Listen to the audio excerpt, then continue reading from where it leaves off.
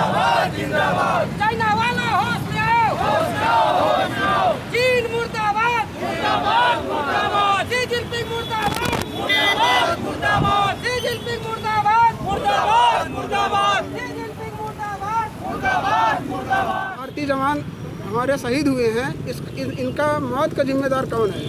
देखिए, सबसे पहली बात तो मैं अपने शहीद जवानों को श्रद्धांजलि अर्पित करता हूँ पूरे देशवासियों की तरफ से। जो कायराना हरकत चीन ने किया है, कहीं न कहीं मैं इसका दोष अपनी सरकार की नीतियों पे दूंगा, क्योंकि अगर हमारी सरकार की सही नीति होती तो आज हमारे बेगुनाह सैनिकों के साथ जान इस तरीके से न जाती।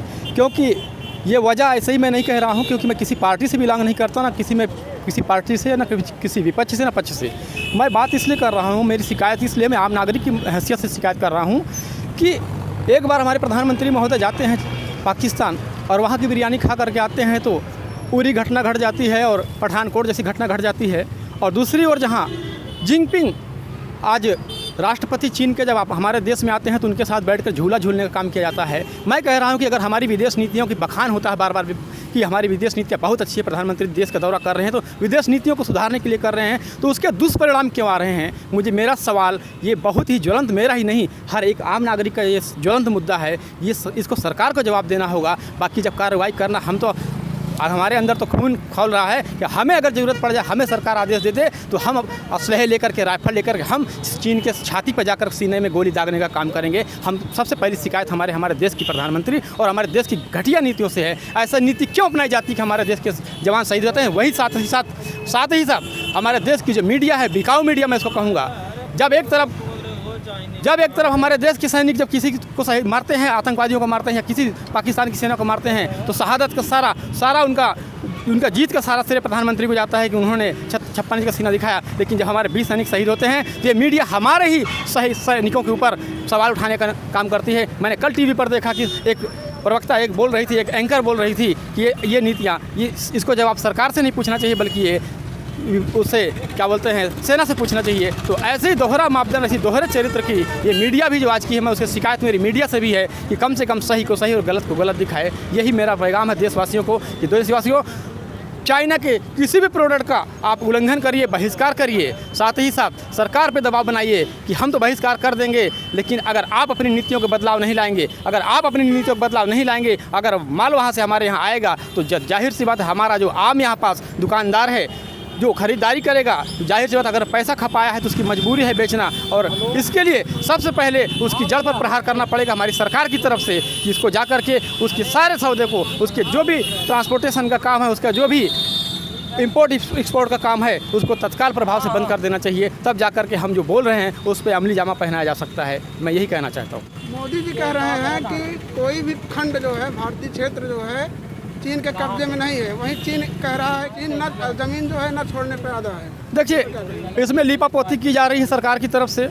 साफ अगर हमारे सैनिक शहीद हुए हैं, अगर वहाँ उन लोगों ने अटैक नहीं किया था, हमारी सीमा में घुसपैठ नहीं किए थे, कब्जा नहीं किए थे, तो हमारे सैनिक इतने ज़बरदस्ती किसी के पास जाकर के लड़ाई करने का काम नहीं करते। जाहिर सी बात है, सीधा साधा एकदम सामने उदाहरण के तौर पर हमारे देश की सीमा में उन लोगों ने घुसपैठ किया। कुछ कब्जे में आज भी है। मैं एक अखबार की मेरे पास अभी मेरे मोबाइल में पड़ा हुआ है, अखबार की ही, अपने भारत की अखबार की कटिंग है। उसमें साफ लिखा है कि कुछ किलोमीटर हमारे देश की सीमा को उन लोगों ने, चाइना वालों ने कब्जा कर लिया है और उसी के जवाबी कार्रवाई में ही हमारे देश के सैनिक शहीद हुए हैं। तो अगर ये कहा जा रहा है कि हमारे देश की सीमा को कोई भी देश अगर चाइना घुसपैठ नहीं किया या कब्जे में नहीं किया, तो सिर्फ और सिर्फ लिपापोती है। इस बातों से सरोकार में नहीं रखता, मैं इसको नकारता हूँ, सिरे से खारिज करता हूँ। एकदम गलत बात है। आपका परिचय? मैं राकेश कुमार, पासी जनजागृति संस्था प्रदेश उपाध्यक्ष, उत्तर प्रदेश। मैं संतोष कुमार भारतीय, दुर्जनपुर झूसी प्रयागराज से हूँ। 108 एम्बुलेंस में मेडिकल टेक्नीशियन हूँ। और आज हम लोगों ने जो पुतला दहन किया है वो चीन के प्रति हम लोगों का गुस्सा जाहिर करना था। और अभी हमारे भारतीय सैनिकों को, जो इन्होंने 20 सैनिकों को मारा है, हम लोग उसके विरोध में पुतला दहन किए हैं। और हम माननीय मोदी जी से यही चाहेंगे कि चीन को जितना हो सके उतना दौड़ा करके मारे। हमारी एक भी धूर भूमि हम चीन को नहीं देना चाहते, न तो हम वहाँ पे कोई कब्जा कर पाए। और जितने भी हमसे हो सकेगा मदद हम भारतवासी देने के लिए तैयार है। मोदी जी हमारे प्रधानमंत्री जी हैं और मैं उनसे आग्रह करता हूं कि जो है कि चीन को सबक सिखाए, तभी हमारे 20 जवानों के जो शहीद हुए हैं सच्ची श्रद्धांजलि तभी होगी। और मैं भारतवर्ष के नागरिकों से यह एक अपील करना चाहता हूँ, एक निवेदन करता हूँ कि जितने भी चीन के जो सामान हम लोग इस्तेमाल करते हैं उसको आप बहिष्कार किया जाए।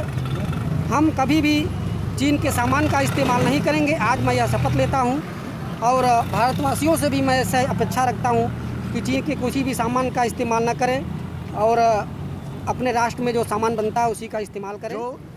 15 जून को लद्दाख की गलवान घाटी पे चाइनीज़ सेना के द्वारा धोखे से भारतीय सेना के ऊपर हमला करके उन्हें शहीद किया गया, उसके विरोध में, चाइना के विरोध में हम लोग यहाँ पे चीन के राष्ट्रपति शी जिनपिंग का पुतला दहन किए हैं। साथ ही हम मोदी सरकार की जो कि केंद्र में सत्ता पे है उसका हम विरोध भी करते हैं, उसकी गलत नीतियों का विरोध करते हैं कि मोदी जी की गलत नीतियों की वजह से आज भारतीय सेना जो कि विश्व में बहादुर सेना मानी जाती है और कई लड़ाइयाँ उन्होंने जीता है। 1947, 1965, 1971, 1999 के कारगिल युद्ध में उन्होंने विजय पताका फहराया है। ऐसी सेना आज मोदी की गलत नीतियों की वजह से आज शहीद हो रही है, मारी जा रही है। आज ये वही मोदी सरकार है जो मनमोहन सिंह के सत्ता में रहते हुए कहती थी कि समस्या सरहद पे नहीं है बल्कि केंद्र दिल्ली में है, केंद्र की बैठी सरकार में है। आज उस मोदी सरकार को क्या सांप सूख गया है? क्या आज जो है ये अपनी गलतियों को सेना के ऊपर क्यों थोपना चाहती है? आज मोदी के दलाल पत्रकार जो कि एक श्वेता सिंह है, वो जब सर्जिकल स्ट्राइक होता है तो उसका श्रेय मोदी सरकार को देती है और जब सेना शहीद होती है तो उसका जो है श्रेय मोदी सरकार को न देकर के सेना के ऊपर आरोप मचती है। साथ ही राजनाथ सिंह जो कि मंत्री हैं, केंद्रीय मंत्री हैं भाजपा सरकार के, उनका मैं 25 अक्टूबर 2013 का एक गंतव्य बताना चाहूँगा, जिन्होंने मनमोहन सरकार में बोला था कि अगर भाजपा की सरकार होती तो आज चीन को उसकी औकात में ला देते। आज भाजपा की सरकार वास्तव में है केंद्र में, अब क्या हो गया है? चीन को क्यों औकात नहीं ला पा रही है? ये अपनी दोगली बातें बंद करके सीधे भारतीय सेना को खुली छूट दे चाइना के ऊपर कार्रवाई करने के लिए। बाकी पूरे देश को भारतीय सेना के ऊपर पूरा फक्र है, उनकी ताकत पे सबको भरोसा है। मैं advocate Madan Saroj, Allahabad high court. जो पुतला दहन किया गया इस पर आपकी क्या प्रतिक्रिया है सरकार के प्रति? सरकार के प्रति सरकार हमारी जो है हमारे देश के सेना को जो है भरपूर छूट दे दे, गोली से लेके बम से लेके जो भी व्यवस्था है पूरी व्यवस्था उनको दे, उनको पूरा छूट दे दे कि जाओ चाइना को छाती में गोली मदादा के चले जाओ, पूरा उसकी भी ज़मीन कब्जा कर लो, अपनी तो बचा लो, उसकी भी कब्जा कर लो।